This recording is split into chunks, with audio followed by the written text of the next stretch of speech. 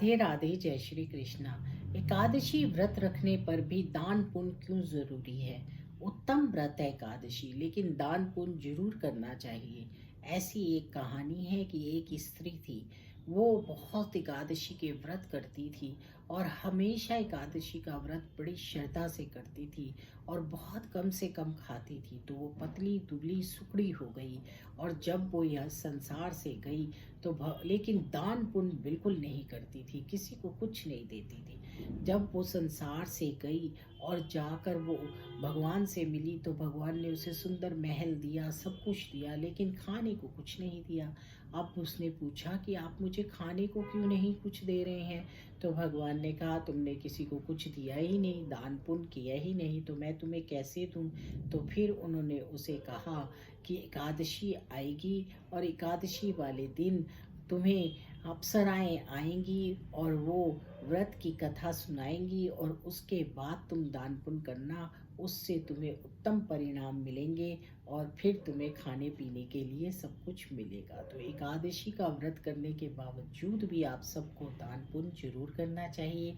दान पुण्य का बहुत महत्व है।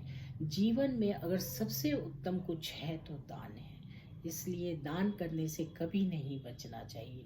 दान ज़रूर करना चाहिए और जितना हो सके उतना अपनी क्षमता के अनुसार दान करना चाहिए, क्योंकि इस जीवन काल में हमारे पास सिर्फ एक ही चीज़ है जो हमने अपने लिए करनी है, और वो है अपने हाथों से किया हुआ दान।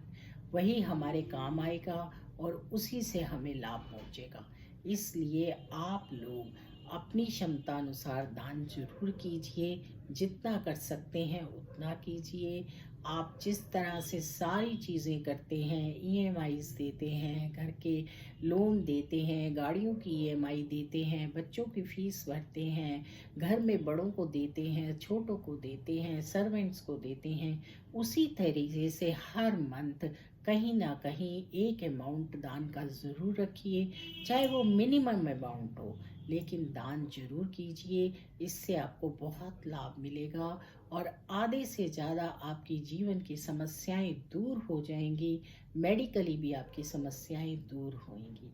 तो चलिए, ये एक महा उपाय है जिसका प्रयोग करने से आप खुद देखेंगे कि आपको कितनी पॉजिटिविटी मिलेगी। राधे राधे, जय श्री कृष्णा।